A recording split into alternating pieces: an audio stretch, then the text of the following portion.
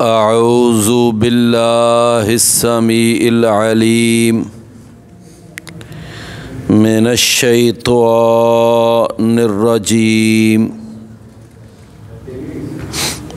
मिन हमज़िही व नफ़्ख़िही व नफ़्सिही।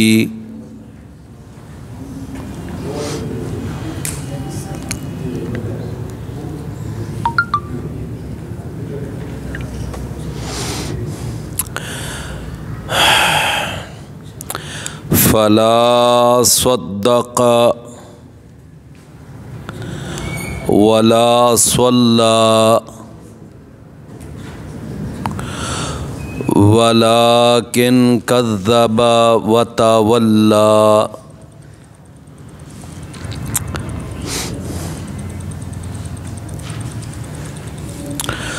फ़ला सद्दक़ वला सल्ला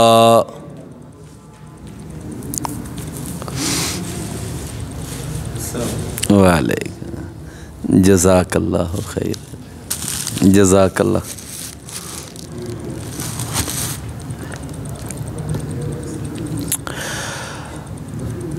वलाकिन कज़्ज़ब व तवल्ला सुम्मा ज़हब इला अहलिही यतमत्ता औला लक फ़औला सुम्मा औला लक फ़औला। अयहसबुल इंसानु अन युत्रक सुदा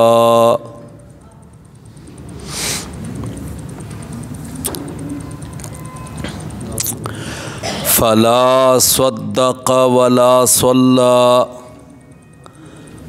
पस ना उसने तस्दीक की ना उसने सच माना, वला सल्ला और ना ही उसने नमाज पढ़ी। वलाकिन कज़्ज़ब व तवल्ला और लेकिन उसने जुठला दिया और उसने मुँह फेर लिया। सुम्मा ज़हबा इला अहलिही फिर वो गया अपने अहले खाना की तरफ। यतमत्ता इस हाल में कि वो अकड़ रहा था। औला लक फ़औला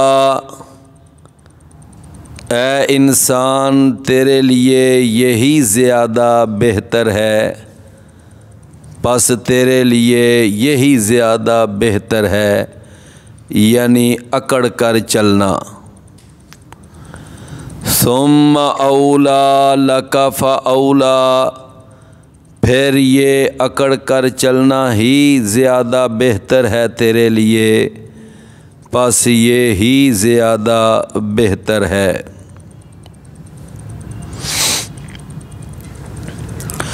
सूरतुल क़यामा की ये 31 नंबर आयत है।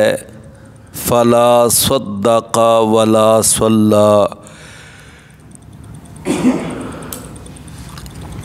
और अगली आयत है वलाकिन कज़्ज़ब व तवल्ला। इन दो आयतों के अंदर ये दो लफ्ज़ इस्तेमाल हुए हैं जो काबिले तवज्जो हैं, काबिले गौर हैं। एक लफ्ज़ है सद्दक़ा और दूसरा लफ्ज़ है कज़्ज़बा। ये दोनों अल्फाज जो हैं ये एक दूसरे के मुतज़ाद हैं, एक दूसरे की ज़िद हैं। सद्दक़ा का माना ये होता है कि उसने सच माना, उसने तस्दीक की इंग्लिश में एक लफ्ज़ बोलते हैं अटेस्टिफाई करना, अटेस्टिफाई। आपने अक्सर ये जो फार्म होते हैं ना, जिनकी वो यानी तस्दीक करवा के आगे दाखिला भेजा जाता है या कोई और पेंशन वगैरह ली जाती है वगैरह, ये जो फार्म होते हैं उनके ऊपर अक्सर लिखा होता है कि तस्दीक कुनिंदा, कि कौन है जो इस फार्म की तस्दीक करता है। तो वो फिर बता देते हैं जी कि फ़लाँ ने इसकी तस्दीक की है। तो मतलब क्या कि इस फार्म में जितने मुंदरजात हैं, जितनी बातें दर्ज हैं, वो सारी मेरी मालूमात की हद तक वो ठीक हैं। इसको क्या कहते हैं? तस्दीक करना। तकज़ीब का माना ये होता है कि जुठला देना, कि मैं इन सारी बातों को जुठलाता हूँ, मैं गलत कहता हूँ कि ये सारी बातें झूठ हैं, तो इसको कहते हैं तकज़ीब। क़ुरान मजीद आखिरी पारा सूरतुल लैल, उसके अंदर भी ये अल्फाज 2 आयत वहाँ बयान हुए हैं, ये दोनों अल्फाज। फरमाया फ़अम्मा मन अअता वत्तक़ा वस्सद्दक़ बिलहुस्ना फसनुयस्सिरुहु लिलयुस्रा व अम्मा मन बखिला वस्तगना वकज़्ज़बा बिलहुस्ना फसनुयस्सिरुहु लिलउस्रा। जहाँ तक ताल्लुक़ है उस शख्स का कि जिसने अल्लाह की राह में माल खर्च किया, वत्तक़ा और वो गुनाहों से बचता रहा, मुहर्रमात से, मनहियात से, कबायर से, फवाहिश से वो क्या बचता रहा। फरमाया कि वस्सद्दक़ बिलहुस्ना, और उसने सबसे ज़्यादा अच्छी बात की तस्दीक की। सबसे ज़्यादा अच्छी बात यानी क़ुरआन को सच माना, पैगंबर इस्लाम को सच माना, उसने इस्लाम को सच माना, उसने अल्लाह को सच माना, उसने अक़ीदा तौहीद की तस्दीक की। तो सबसे अच्छी बात जो दुनिया में है वो कौन सी बात है? अक़ीदा तौहीद वाली। क़ुरआन मजीद में अल्लाह ने बयान फरमाया, वमन अहसनु क़ौलन मिम्मन दआ इलल्लाह, भला उससे ज़्यादा अच्छी बात किसकी हो सकती है कि जो अल्लाह की तरफ दावत देता है, जो अल्लाह की तरफ बुलाता है। वो कहता है कि एक अल्लाह माबूद बरहक़ है, एक अल्लाह वो इबादत के लायक है, रुकू सजदे के लायक है, नज़र नियाज के लायक है, और वो एक अल्लाह ही इस लायक है कि उसके नाम पे जानवर ज़बह किया जाए और उसके घर का तवाफ़ किया जाए और उसके लिए रुकू सजदा किया जाए। हाजत रवा, मुश्किल कुशा, मुख्तार कुल, करनी भरनी वाला, नफ़े नुकसान का मालिक, इज़्ज़त ज़िल्लत का मालिक, हिदायत और गुमराही का मालिक, इन सारी चीज़ों का मालिक सिर्फ़ अल्लाह है।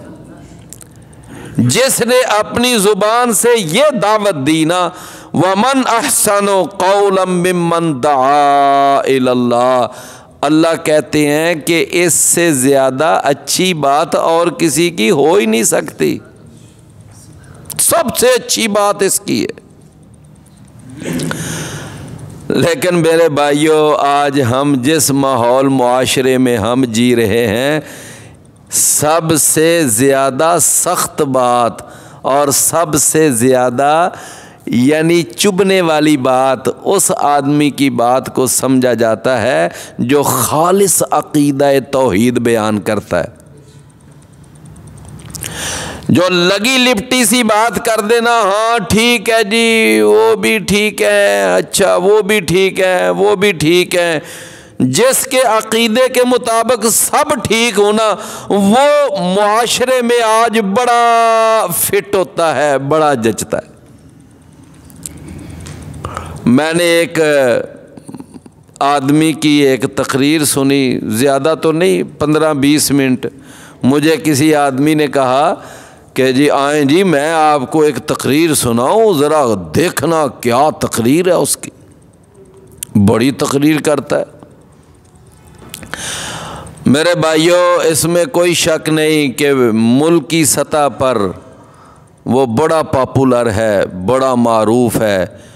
लोग जनाब उसके लिए बड़ा बिछ जाते हैं, बड़ी मुश्किल से टाइम मिलता है, मुलाकात के लिए बड़ी मुश्किल से टाइम मिलता है। बल्कि अब तो इतना उस आदमी के अंदर यानी नाज नखरा आ गया है, कोई आम बंदा उससे जाकर सलाम लेना चाहे वो हाथ भी नहीं आगे करता। यकीनन ये यकीनी बात है, और बाकायदा इसके कई मनाज़र दिखाए गए हैं। लोग जनाब अपने बड़े बड़े सियासी लीडर, बड़े बड़े पाकिस्तान के हुक्मरान अपने बच्चों के, बीवियों के जनाजे पढ़ाने के लिए उसको बुलाते हैं, बाकायदा जहाज़ भेजते हैं, बुला कर लाएं।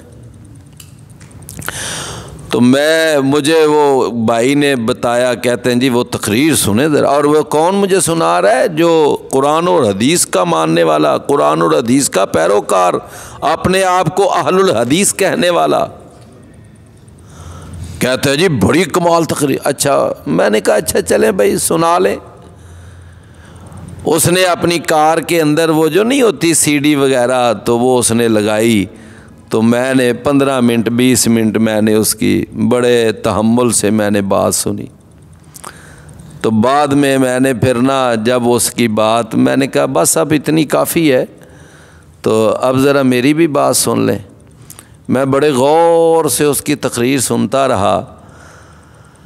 तो मैंने उसकी तकरीर में ये महसूस किया कि उसने ना कोई 3-4 मिनट ऐसी गुफ्तगू की कि जिससे राफजी बड़े खुश हो जाएं। राफजी समझे ना, जैसे वो ऐसी बातें की कि जो उनको बड़ी अच्छी लगेंगी। तो अगर उसके मजमे में कोई राफजी बैठा होगा ना दुश्मनाने सहाबा में से, तो वो कहेगा वाह जी वाह क्या बात है, ये तो हमारे मौक़िफ़ की बात करता है। फिर आगे जाकर ना उसने ऐसा वो पैंतरा बदला, फिर कुछ ऐसी बातें की कि जिनके साथ ये जो एक हमारे यहाँ तबका है ना क़ुबूरियीन का, यानी ये कब्रों पे जाने वाले, तो फिर उसने उनको खुश करने वाली भी कोई 4-5 मिनट बातें की। ऐसा उसने जनाब वो पैंतरा मारा कि अब ऐसी बातें कर रहा है कि अगर उसके मजमे में कोई अगर उस तरह का आदमी बैठा हुआ है ना, तो वो बड़ा खुश होगा, कहेगा वाह जी ये तो हमारी बातें कर रहा है। फिर उसने क्या किया कि उसने कोई 4-5 मिनट उसने वो गुफ्तगू की जिससे हम बड़े खुश हों। वाह जी वाह क्या बात है, यानी अहले हदीस को खुश करने वाली बातें। ऐसा उसने जनाब वो तो मतलब ये है कि फिर वो अपना तो उसका जो मसलक है वो तो है ही है, लेकिन वो हर एक को गोली देता जाता है, हर एक को गोली देता जाता है, सब कोई। तो मेरे प्यारे भाइयों, इस तरह का बंदा अवाम में, मुआशरे में, सोसाइटी में ठीक है बड़ा पॉपुलर हो जाता है, बड़ी उसको इज्जत मिल जाती है, लेकिन वो जो कुरान कहता है ना कि फत्तबे मिल्लत इब्राहीम हनीफा, कि ए नबी सल्लल्लाहु अलैहि वसल्लम इब्राहीम अलैहिस्सलाम की मिल्लत की पैरवी कर। कौन इब्राहीम? हनीफा, जो यकसू था, यक तरफा था, वो हर तरफ फैल जाने वाला नहीं था कि उधर भी खुश कर दे, उनको भी खुश कर दे, उनको भी खुश कर दे, उनको भी, वो ऐसा नहीं था। वो क्या था? यक तरफा, यक तरफा, यक जाई, वो हर जाई नहीं था। समझे ना? तो मैं अर्ज ये कर रहा था कि देखें, ये जो है ना अकीदा तौहीद वाली दावत, खालिस तौहीद वाली दावत, कि जिसमें नफी भी हो, जिसमें इस्बात भी हो। आज हमारे यहाँ कई लोग वो तौहीद बयान करते हैं, लेकिन सिर्फ इस बात वाली हदीस में तौहीद बयान करते हैं, नफी वाली तौहीद नहीं बयान करते। कौन सी तौहीद बयान करते हैं? इस बात वाली। अच्छा, अब आप कहेंगे कि इस बात वाली तौहीद क्या है? लो मैं आपको मिसाल देकर समझाता हूँ। मसलन एक आदमी कहता है कि अल्लाह मुश्किल कुशा है, अल्लाह हाजत रवा है, अल्लाह मुख्तारे कुल है, अल्लाह आलिमुल गैब है, अल्लाह करनी भरनी वाला है, अल्लाह नफ़े नुकसान का मालिक है, अल्लाह रुकू सजदे के ला। ये सारी बातें जो हैं, ये कौन सी तौहीद है? तौहीद इस्बात। अच्छा, अब तौहीद नफ़ी क्या है? तौहीद नफ़ी ये है कि अल्लाह के सिवा और कोई हाजत रवा नहीं है, और कोई मुश्किल कुशा नहीं है, और कोई मुख्तारे कुल नहीं है, और कोई आलिमुल गैब नहीं है, कोई नफ़े नुकसान का मालिक नहीं, कोई करनी भरनी वाला नहीं। ये कौन सी तौहीद है? ये तौहीद नफ़ी है। तो मेरे भाइयों, तौहीद इस बात तो मक्के के काफिर भी करते थे, उसमें तो कोई कमाल नहीं है। तौहीद इस बात जो है, इसका इकरार, एतराफ़, ऐलान तो मक्के के काफिर भी करते थे। फरमाया, ऐ नबी, इनसे पूछें आसमान किसने बनाया? कहेंगे अल्लाह ने। रिज़्क़ कौन देता है? अल्लाह देता है। तुम्हारे कानों और तुम्हारी आंखों और तुम्हारे दिलों पर किसका कंट्रोल है? अल्लाह का कंट्रोल है। सूरज और चांद को किसने मुसख्खर किया है? कहेंगे अल्लाह ने मुसख्खर। ये सारी बातें ये तौहीद नफ़ी हैं या इस्बात हैं? ये तौहीद इस्बात हैं। तौहीद इस्बात को अबू जहल भी मानता था, अबू लहब भी मानता था, उतबा और शैबा भी मानता था। मसला आकर जब बनता था तौहीद नफ़ी पर, जब यह कहा जाता था ना कि अल्लाह के सिवा और कोई औलाद देने वाला नहीं, कोई मुश्किल कुशा नहीं, तो वहां उनको तकलीफ होती थी। बात समझे ना? तो मेरे भाइयों, ये है कि सबसे ज़्यादा अच्छी बात उस आदमी की है कि जो एक अल्लाह की तरफ बुलाता है। समझे ना? वसद्दक़ बिल हुस्ना, और उसने सबसे अच्छी बात की तस्दीक की। फरमाया व अम्मा फसनुयस्सिरुहु लिल युस्रा, फरमाया अन करीब हम इसको तौफीक दे देंगे, हालात ऐसे पैदा कर देंगे कि ये नेक अमाल करता करता बिल आखिर ये जन्नत में जा पहुंचेगा। व अम्मा मम बखिला, और जहाँ तक ताल्लुक़ है उस शख्स का जिसने बुखल किया, वस्तगना, और उसने अपने आप को बेपरवाह समझ लिया। उसने मुझे किसी की परवाह ही नहीं है, मुझे किसी की परवाह नहीं है, ना मुझे अल्लाह की परवाह, ना रसूल की परवाह, ना आखिरत की परवाह, ना जहन्नम की परवाह, मुझे किसी बात की परवाह नहीं है। फरमाया वह कज़्ज़ब बिल हुस्ना, और उसने सबसे अच्छी बात को क्या किया? जुठला दिया। उसने इस्लाम को जुठला दिया, कुरान को जुठला दिया, पैगंबर इस्लाम को जुठला दिया, उसने अकीदा तौहीद को जुठला दिया। फरमाया फसा नुयस्सिरुहु लिल उसरा, तो अन करीब हम इसको ले जाएंगे आहिस्ता आहिस्ता, कहाँ? एक मुश्किल रास्ते की तरफ, और वो मुश्किल रास्ता है जहन्नम का रास्ता। हम इसको बिल आखिर जहन्नम की तरफ धक्का दे देंगे। तो मैं अर्ज ये कर रहा था कि देखें, गौर फरमाएं कि अल्लाह ताला ने जहां यहां पर भी दो लफ्ज इस्तेमाल किए, सद्दका, और अगली आयत में क्या कहा? कज़्ज़बा। बिल्कुल इसी तरह अल्लाह ने सूरतुल लैल में भी फरमाया कि वसद्दका बिल हुस्ना, और अगली आयत में फरमाया वकज़्ज़बा बिल हुस्ना, वकज़्ज़बा बिल हुस्ना। मुसलमानों के चौथे खलीफा और अल्लाह के नबी सल्लल्लाहु अलैहि वसल्लम के दामाद सैयदा फ़ातिमा रज़ी अल्लाह अन्हा के शौहर और सैयदना हसन और हुसैन रज़ी अल्लाह अन्हुमा के वालिद गिरामी। बंदा ज़हन में आ गया? सैयदना अली बिन अबी तालिब। सैयदना अली रज़ी अल्लाह अन्हु वो बयान करते हैं कि एक दफ़ा नबी करीम सल्लल्लाहु अलैहि वसल्लम यानी मदीना में ही थे, तो हम एक मैयत लेकर बकी उल गरक़द में चले गए। बकी उल गरक़द, वो जिसको हम आम तौर पर जन्नतुल बकी नहीं कहते, लेकिन उसका ये हमने अपने तौर पर नाम रखा हुआ है जन्नतुल बकी। ये उर्फ़े आम चल पड़ा है, लेकिन उसका असल नाम क्या है जो हदीसों में आता है? बकी उल गरक़द, बकी उल गरक़द। बकी का माना होता है टुकड़ा, और गरक़द एक दरख्त था जो वहां पर लगा हुआ था और काफी तादाद में, इसलिए उस जगह का नाम था अरब के अंदर बकी उल गरक़द, यानी वो जमीन का टुकड़ा जहां गरक़द का दरख्त लगा हुआ है।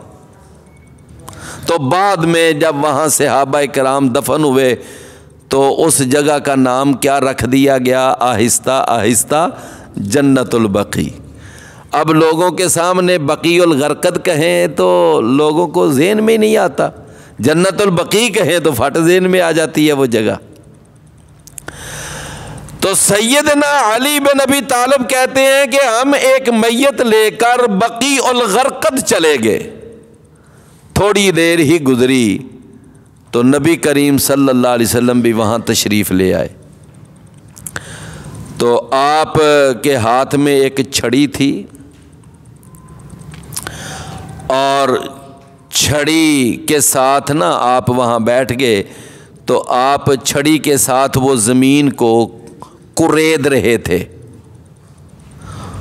इसी दौरान अल्लाह के नबी सल्लल्लाहु अलैहि वसल्लम के जितने वो सहाबा थे ना, सारे आकर आसपास बैठ गए।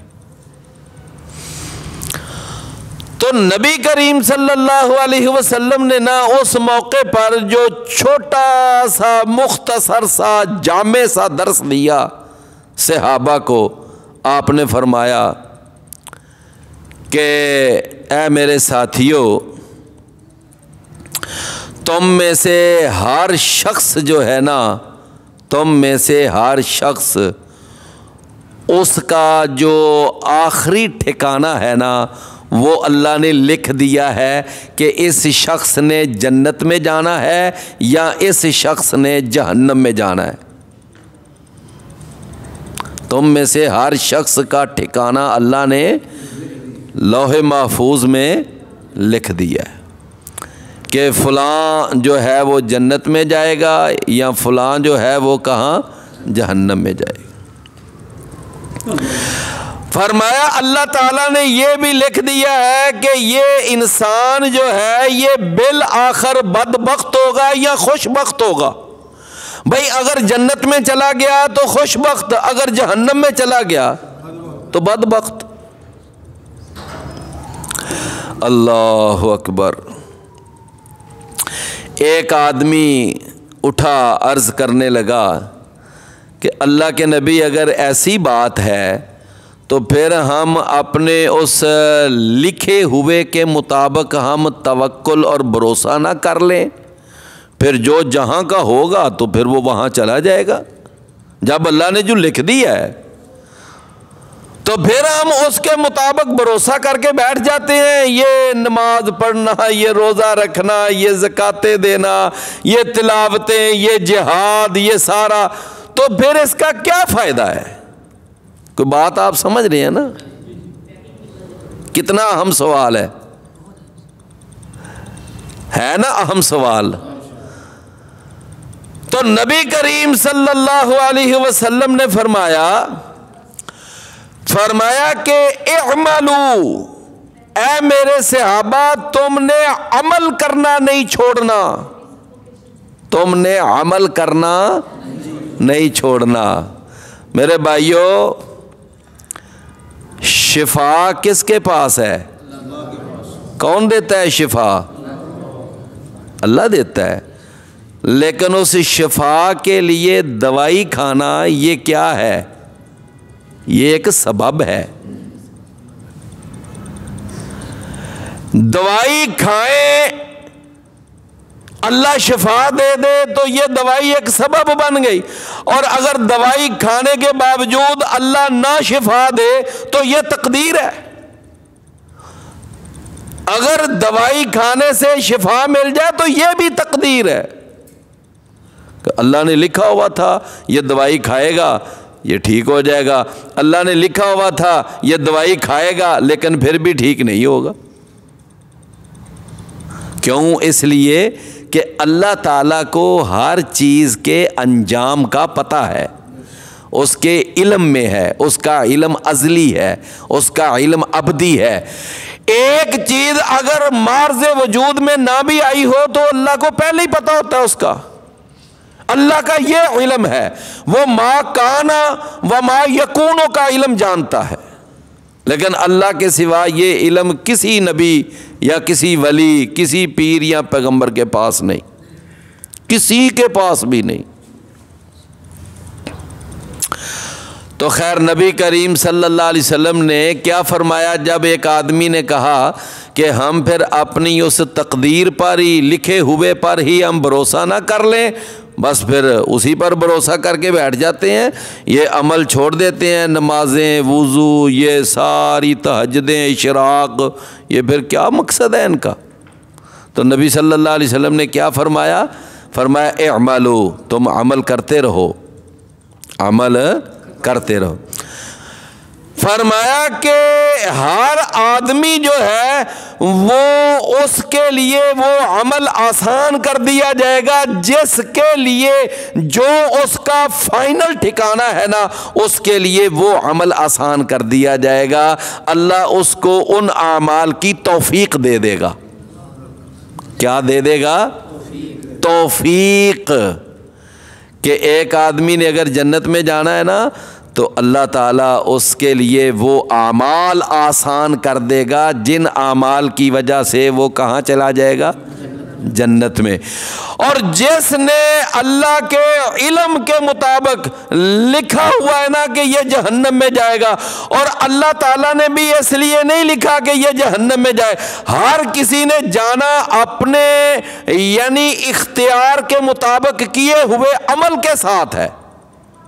जाना अपने इख्तियार के मुताबिक किए हुए अमल के साथ है। लेकिन चूंकि अल्लाह को पता है कि ये शख्स इस तरह की ज़िंदगी गुजारेगा, ये चोरियां करेगा, ये डकैतियां मारेगा, ये शिरक करेगा, ये बिदातें करेगा, ये नाफरमानियां करेगा, ये जुआ खेलेगा और ये रिश्वतें लेगा, ये सूद खाएगा, तो अल्लाह ताला ने उसके बारे में लिख दिया कि इस तरह की ज़िंदगी गुजारता रहेगा और इस तरह की ज़िंदगी गुजारेगा वो अपने इख्तियार के साथ। तो बिल आखिर ये कहाँ चला जाएगा? तो अल्लाह को पता था ना कि इसने इस तरह के गंदे काम करने हैं, बिल आखिर जहन्नम में जाना है, तो अल्लाह ने लिख दिया कि ये जहन्नम में जाएगा। लेकिन इसका ये मतलब नहीं कि वो चूंकि अल्लाह ने लिखा है कि ये जहन्नम में जाएगा इसलिए वो उस तरह के अमल करेगा जो जहन्नम में जाने वाले होंगे, ऐसी बात नहीं है। भाई मेरी बात समझे ना, ऐसी बात नहीं है। लोग तकदीर का माना सही नहीं समझते। लोगों ने तकदीर का माना यह समझा हुआ है कि चूंकि अल्लाह ने लिख दिया है जन्नत में जाना है, लिहाजा मैं जो मर्जी करूं मैं जन्नत में जाऊंगा ही जाऊंगा। चूंकि अल्लाह ने लिख दिया है कि मैंने जहन्नम में जाना है तो मैं जो मर्जी अमल करूं मैंने जहन्नम में जाना ही जाना है। यह गलत कंसेप्ट है तौहीद तकदीर का। को मेरे बात समझे ना?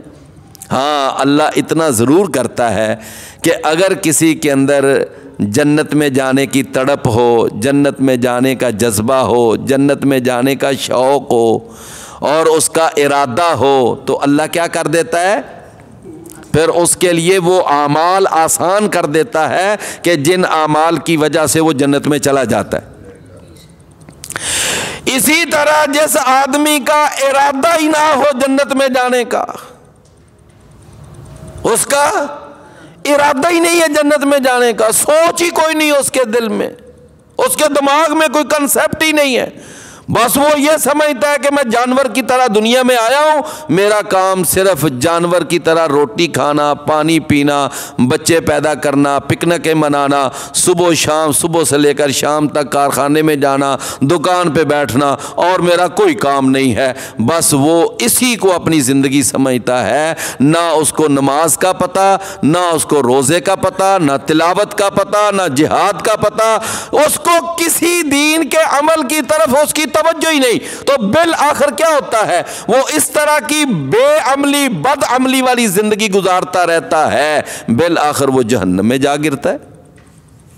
तो अल्लाह ताला फिर उसके लिए कौन से अमाल आसान कर देता है, जहन्नम में जाने वाले हैं। अच्छा फिर ठीक है, अगर तू इसी तरह बर्बाद होना चाहता है तो जा बर्बाद हो फिर। क्यों भी बात समझ आई ना? सबसे पहले तो अल्लाह ने उसको फितरत पे पैदा किया था, उसने अपनी फितरत के तकाजे भी बुला दिए।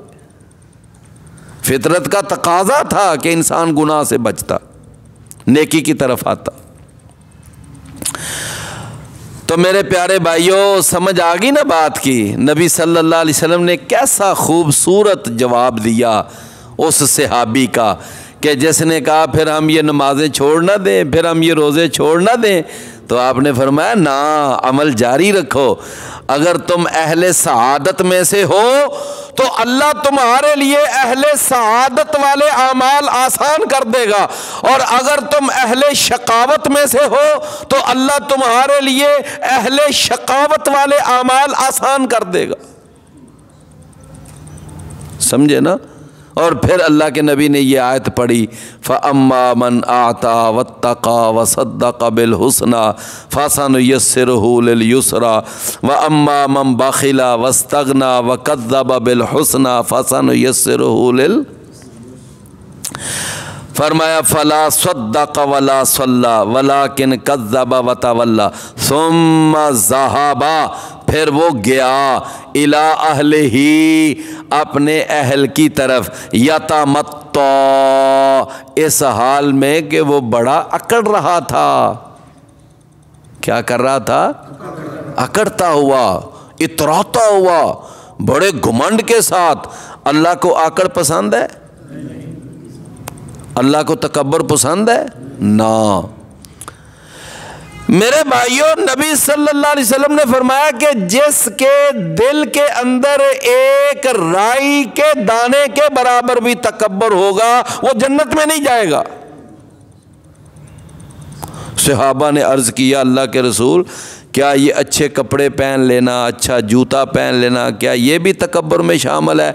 आपने फरमाया ना, ये तो खूबसूरती है। अल्लाह तो खुद खूबसूरत है और खूबसूरती को पसंद करता है। इसको हम खूबसूरती की कैटेगरी में लाएंगे, अच्छे कपड़े पहन लेना, अच्छा जूता। तकब्बर क्या है? फरमाया तकब्बर दो चीज़ों का नाम है। नंबर एक, फरमाया कि हक बात का पता भी चल जाए फिर भी ना माने। नंबर दो, आपने फरमाया अपने आप को बड़ा समझे, दूसरों को अपने से हकीर समझे। ये दो चीज़ों का नाम है तकब्बुर। फरमाया सुम्मा ज़हाबा इला अहलिही यतमत्ता। ये जितने दुनिया में बड़े बड़े हैं ना तकब्बुर करने वाले, अल्लाह माफ़ फरमाए, बाद लोगों के अंदर तो तकब्बुर इतना भरा पड़ा है, इतना भरा पड़ा है, उन्हें बड़ा तकब्बुर है, बड़ा नाज है, बड़ा गुरूर है। अच्छा, ये गुरूर किसी भी चीज़ का हो जाए, किसी को अपनी दौलत पे गुरूर आ जाता है, किसी को अपने हुस्न पे गुरूर आ जाता है, किसी को अपनी ज़मीनों पर गुरूर आ जाता है, किसी को अपने ख़ानदान पर गुरूर आ जाता है ना। मैं फलां फैमिली, मेरा फलां, मेरी बरादरी, बरादरी पे गुरूर। किसी को अपने यानी कारकुनान की कसरत पे गुरूर आ जाता है, मेरे कारकुनान बड़े, मेरे वर्कर्स बड़े, मेरे बड़े मानने वाले, मेरे फॉलोअर्स बड़े। किसी को अपने कारकुनान की कसरत पे नाज आ जाता है, गुरूर आ जाता है। फरमाया औला लका फऔला, ए इंसान तेरे लिए यही ज़्यादा बेहतर है, फिर तू तकब्बुर ही करता रहे। अब काफिर को तकब्बुर ही फिर जचता है, मोमिन तो कभी तकब्बुर नहीं करता, मोमिन को तकब्बुर ज़ेब ही नहीं देता। मोमिन आजिज़ी इनकिसारी को पसंद करता है, और काफिर जो होता है, मुल्हिद जो होता है, वो किसकी तरफ जाता है? तकब्बुर की तरफ। फरमाया सुम्मा औला लका फऔला, ए इंसान फिर तेरे लिए ये तकब्बुर ही ज़्यादा बेहतर है, जा बर्बाद हो जाकर तकब्बुर वाली ज़िंदगी में। अयहसबुल इंसानो, क्या समझता है इंसान, गुमान करता है इंसान, युतरा का सुदा, कि उसको यानी पूछे छोड़ दिया जाएगा, उसको बेलगाम छोड़ दिया जाएगा, उससे कोई पूछ गिछ नहीं होगी, बेमकसद हमने उसको पैदा किया है। ऐसा नहीं है, इस इंसान को पैदा करने का एक मकसद है। क्या है? एक मकसद है। अच्छा, वो मकसद भी अल्लाह ने कुरान में बयान किया, वमा खलक़तुल जिन्ना वल इंसा इल्ला लियअबुदून। हमने जिन्नों को और इंसानों को पैदा किया है इबादत के लिए, अपनी इबादत के लिए। समझे ना? ये रोटी कमाना, कमाई करना, ये इंसान को इजाज़त है, लेकिन ये मकसद नहीं है। मकसद क्या है? मकसद इबादत है। फरमाया कि ये इबादत, अच्छा उस इबादत के नतीजे में आगे या तो अल्लाह उसको अच्छा बदला देगा, अगर अच्छे अमल करेगा तो अल्लाह उसको जन्नत में दाखिल कर देगा, अगर वो बुरे अमल करके गया तो अल्लाह उसको, लो ये है सारा प्रोसेस इंसान की पैदाइश का, जिन्नों की पैदाइश का, ये पूरा प्रोसेस है। समझे ना? फरमाया कि अयहसबुल इंसानु अन युतरका सुदा अलम यकुन नुतफतम मिन मनिय्यिन युमना, क्या नहीं था वो एक पानी का कतरा, मिन मनिय्यिन मादा मनविया से, युमना के जो डाला गया कहाँ? रहमे मादर में, के जो डाला गया रहमे मादर में। सुम्मा काना अलक़तन, फिर वो एक जमा हुआ खून हो गया, फ़ख़लक़ा, फिर अल्लाह ने उसको पैदा कर दिया, फ़सव्वा, फिर उसके आज़ा भी अल्लाह ने बराबर बराबर बना दिए, फ़जअला मिन्हु ज़ौजैन, फिर अल्लाह ने बना दी उससे दो किस्में। दो किस्में कौन सी? फरमाया अज़्ज़कर वल उन्सा, किसी को अल्लाह ने मुज़क्कर बना दिया, किसी को अल्लाह ने मुअन्नस बना दिया। समझे? अलैसा ज़ालिका बिक़ादिरिन, क्या नहीं है वो यानी कुदरत रखने वाला, अला अन युहयिल मौता, इस पर कि वो मुर्दों को जिंदा कर दे, कि वो मुर्दों को जिंदा कर दे। क्या वो इस बात पे कादिर नहीं है? समझे ना, है कादिर वो। अल्लाह ताला ने कुरान मजीद के अंदर कई जगह पर ये अक़ीदा बयान किया, फरमाया कि अल्लाह ताला मुर्दों को ज़िंदा करने पे क्या है? कादिर है। कई आयतें हैं कुरान मजीद में, कई आयतें। पहले पारे के अंदर वो एक वाक़या आता है ना, गाय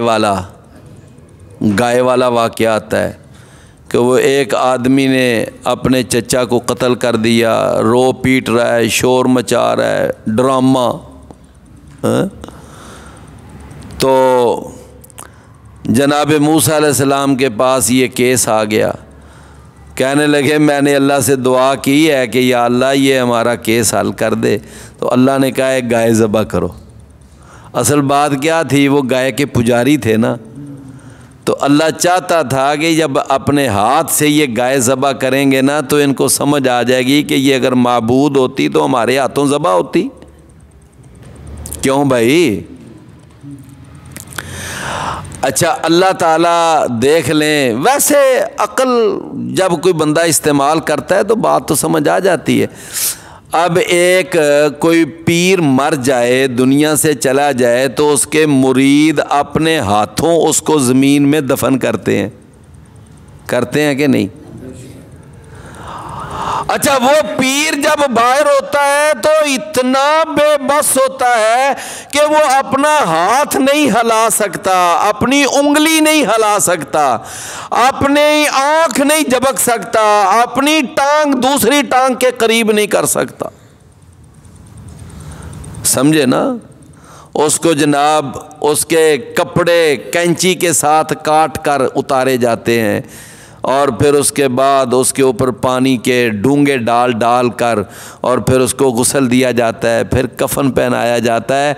और अगर उसके चेहरे पर कोई मक्खी आकर बैठ जाए तो वो खुद उड़ा नहीं सकता, पास बैठे लोग ही उड़ाते हैं। हाँ जी। लेकिन जब वो मर जाता है, जब उसको दफन कर देते हैं, उसके ऊपर जनाब टाइलें लग जाती हैं, संगे मरमर लग जाता है, कमरा बन जाता है, चादरें चढ़ जाती हैं। अब वो जनाब सारी दुनिया का मुश्किल कुशा बन जाता है। अब वो हाजत रवा बन गया है, अब वो औलादें भी दे रहा है, अब वो लोगों के कारखाने भी चला रहा है। अल्लाह। वो मौलाना हाली थे ना, नाम सुना हुआ है? मौलाना अल्ताफ़ हुसैन हाली। अल्लाह, कमाल का आदमी था।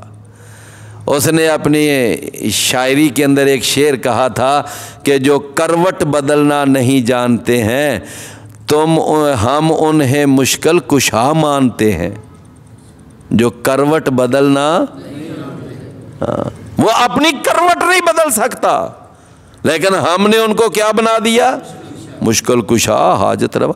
तो मेरे भाइयों, उस मैयत को क्या उसके मुरीद अपने हाथों से दफन नहीं करते?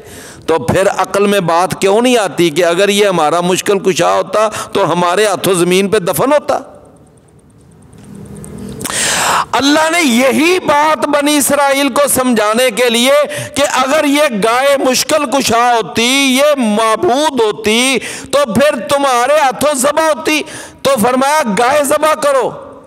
गाय वो ज़बह नहीं करना चाहते थे। कभी कोई बहाना, कभी कोई बहाना, कभी कोई बहाना, बिल आखिर उन्हें गाय ज़बह करनी पड़ गई और उन्होंने ज़बह कर दी। और उस गाय का एक हिस्सा जब उस मकतूल को लगाया गया, वो खड़ा हो गया, उसने कहा मेरा वो कातिल है जो सबसे ज़्यादा रो रहा है, ड्रामे कर रहा है, वो मेरा कातिल है। समझे ना? और इसको ये बस इतना बताकर वो दोबारा फौत हो गया। इतनी देर के लिए वो ज़िंदा हुआ था।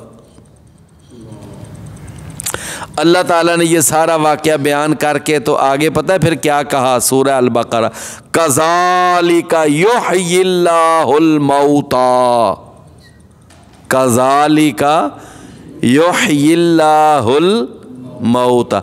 इसी तरह अल्लाह ज़िंदा करता है मुर्दों को, इसी तरह अल्लाह ज़िंदा करता है मुर्दों को। अल्लाह के लिए मुर्दों को ज़िंदा करना कोई मुश्किल है? अल्लाह ताला ने यहाँ पर देख ले कैसी कमाल की दलील दी। फरमाया कि दो गौर करो कि तुम एक पानी के कतरे थे, कतरे से अल्लाह ने तुम्हें खून की बूंद में तब्दील कर दिया, फिर जमा हुआ गोश्त बना दिया, फिर अल्लाह ने तुम्हें हड्डियों का ढांचा बना दिया, ढांचे के ऊपर गोश्त चढ़ा दिया, और फिर अल्लाह ने एक मुकम्मल इंसान बनाकर सारे आज़ा बराबर बराबर बनाकर अल्लाह ने उसमें रूह डाल दी। तुम एक अच्छे भले जीते जागते रोते और तुम बच्चे दुनिया में आ गए। तो जो अल्लाह इस पूरे प्रोसेस से निकाल कर तुम्हें वो ज़िंदगी दे सकता है, तो वो अल्लाह तुम्हें मार कर दोबारा ज़िंदा नहीं कर सकता?